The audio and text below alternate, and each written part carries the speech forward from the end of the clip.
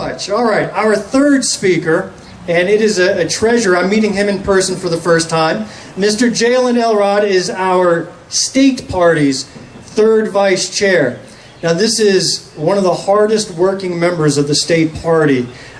Even though he ran unopposed, he ran a campaign as if he was trying to earn everybody's votes. He called all the party chairs. He reached out to every one of us. He ran hard as if he was facing the worst competition out there. And I appreciated that. In fact, he's speaking right now in Aiken and in Anderson at the same time. I don't know how he's doing it. This guy appears everywhere. He has visited all the counties, and we are glad that we're on his top. So Mr. Jalen Elrod, if you would please come and introduce yourself and share with us what is happening at the state level.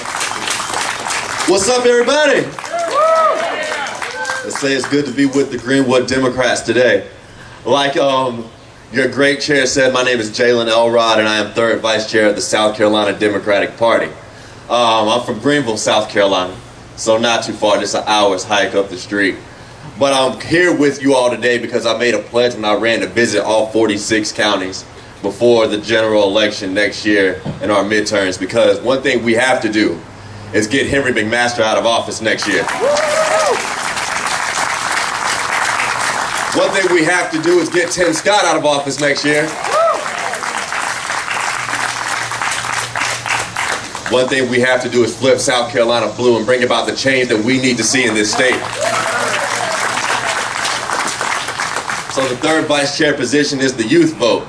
So I'm working with our colleges and our high schools and our young professionals all across this state to engage in voter registration initiatives, GOTV initiatives. I'm going to be spearheading a precinct building initiative across our state named after Governor Dick Riley, because we believe that we cannot have a repeat of what happened last year in 2020. It was tough. We lost a lot of good Democrats in the state house and the state senate, and it was really a hard loss for all of us when Jamie Harrison lost. But we know that speaking with Jamie, speaking with former Senator Floyd Nicholson, speaking with Glenn Reese and so many others across the state, that this fight has to continue, because there are people who need us. When we have a governor that is reinstituting firing squads to kill people in our state, when we have a governor who is working with Republicans throughout South Carolina to restrict and control a woman's body and her right to choose, when we have this false narrative of CRT spreading across our state, when we have a governor who is refusing to expand Medicaid so over 200,000 South Carolinians can get health care in our communities, we know something is wrong. Greenwood, what you are doing here today is important. What you're doing here to work with your chair and to work with your candidates is necessary, because there are people out there, the poor, the bereaved, the disenfranchised, the vulnerable, who need us to champion their cause.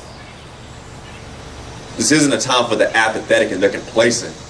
This isn't a time for those who engage in the willful ignorance that change is inevitable. This is a time for those of us who believe in our party, who believe in our state, who believe in our nation, to get together, organize and galvanize and fight to bring about the change we need to see.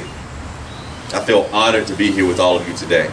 I feel inspired that all of you get out here, as Ms. Fletcher said, on an early Saturday morning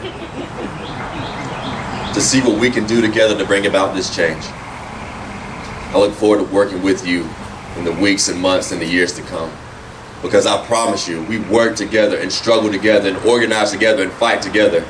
We will flip South Carolina blue, and we will see a better tomorrow of the Palmetto State. And I'm ready for questions right now. Thank you for giving me the time to speak.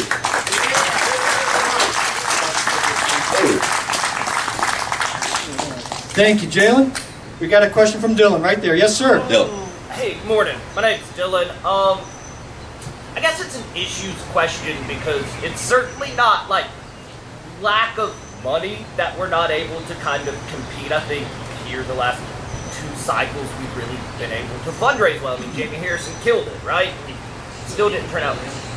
What are the issues that are gonna flip it? Are we just going to see the issues agenda again to whatever kind of people want to talk about, or what's the state party's plan to actually run on some ideas now? We figured out the funding part. I think, 10 years ago when I could first vote, it was a funding issue. It was like, oh, no Democrats can raise money in South Carolina, and now it's like, oh, cool, we've got hundreds of millions of dollars, and we're still getting kicked in the teeth. How do we change it? I think it's a great question. It's a question I asked myself when Jamie lost last year, and the question that I saw when I was running. I ran unopposed, but that's because my opponent dropped out. And when my opponent was in the race, we were having a competitive race. We were really asking ourselves that question. I think what you saw last year is Democrats being affected by three things primarily. One was a COVID-19 pandemic that rendered our field operations almost inoperable. I believe you had the death of a Supreme Court justice and a fight that Lindsey Graham was able to spearhead to put a new conservative Supreme Court justice on the bench. And I think you had a Democratic inability to combat the narrative of the defund the police message that you saw spread in the more liberal parts of our country. But we can't pretend like 2020 was the last time we lost. We have not won a gubernatorial election or U.S. Senate election in this state since 1998, when Governor Hodge was elected and when Senator Fritz Hollings was last elected. We haven't won a statewide election since 2006, and that guy's not even a Democrat anymore.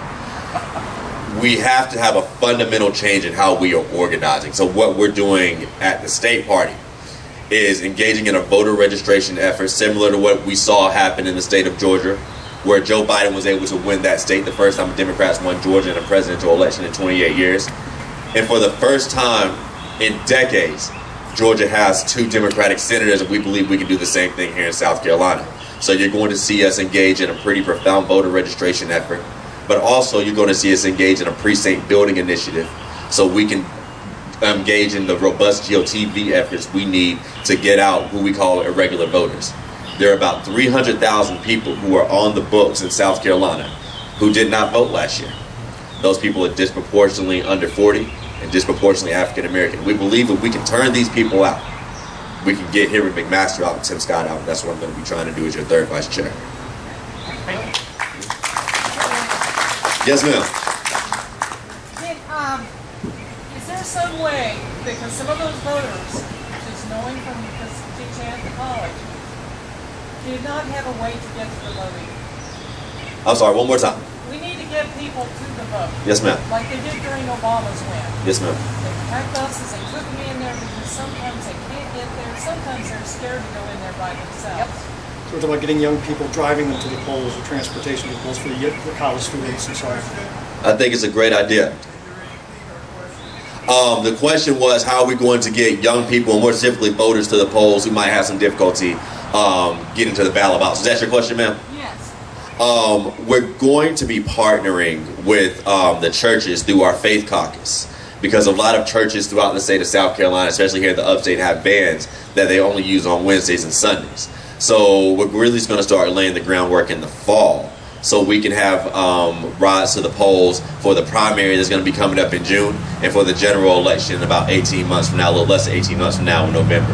So we really want to start right now as part of our precinct building initiative to build those relationships in those precincts so we can work with churches and other entities who have these vehicles. So if somebody needs a ride to the polls, they can get there, and we increase our turnout that way, in respect to your question. Gentlemen.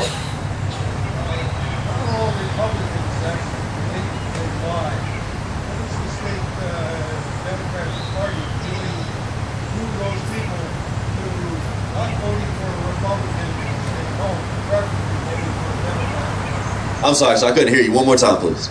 Not all Republicans leave the big lie. What is the state party doing to try to bring those people over to our side, at least for a one-time vote?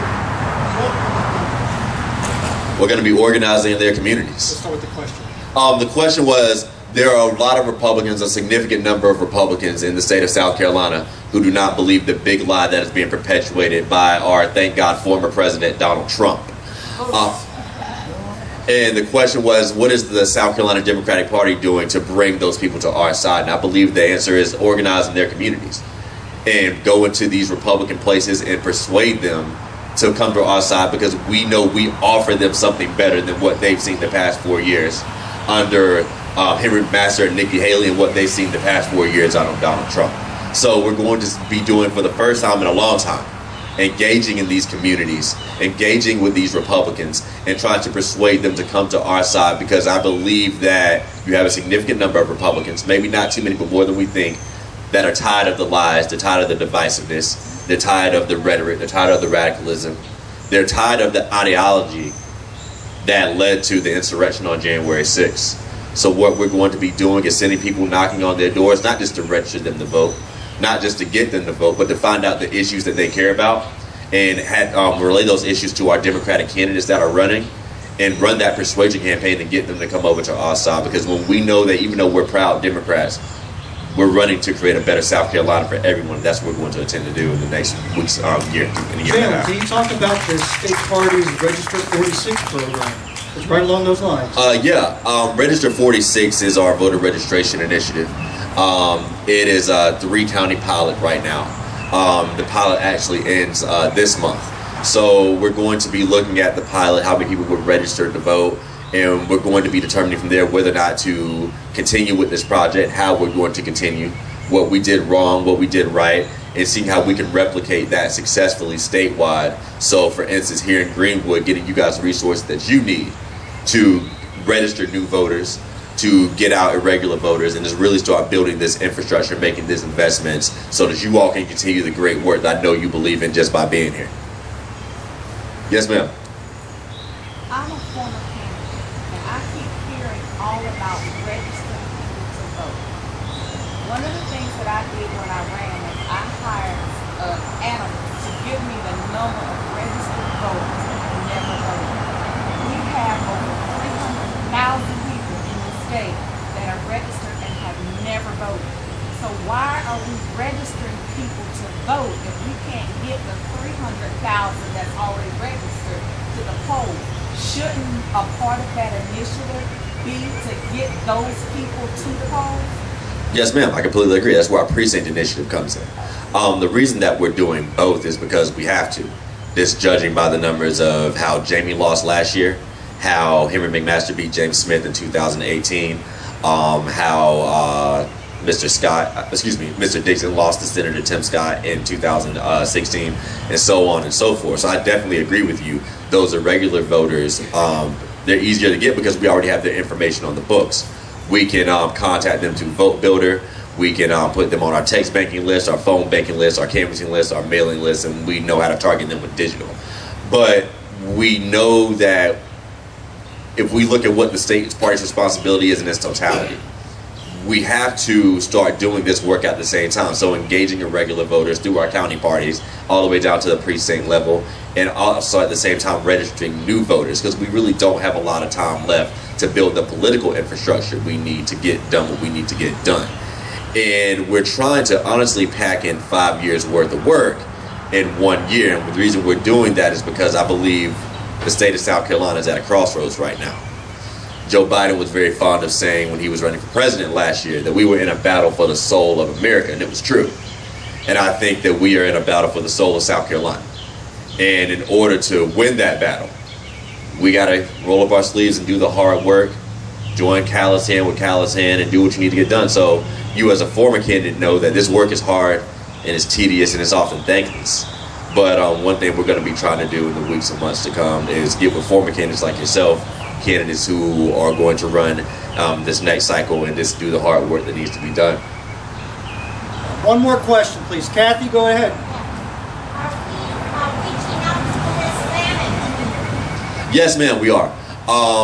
We have a Hispanic caucus that is being led by a young lady from Anderson County. Her name escapes me, even though I'm going to see her tonight at a gala that they're having. But you know, the Hispanic population is growing in South Carolina, and by extension the Hispanic vote. And the South Carolina Democratic Party is really going to need to make serious inroads in that community.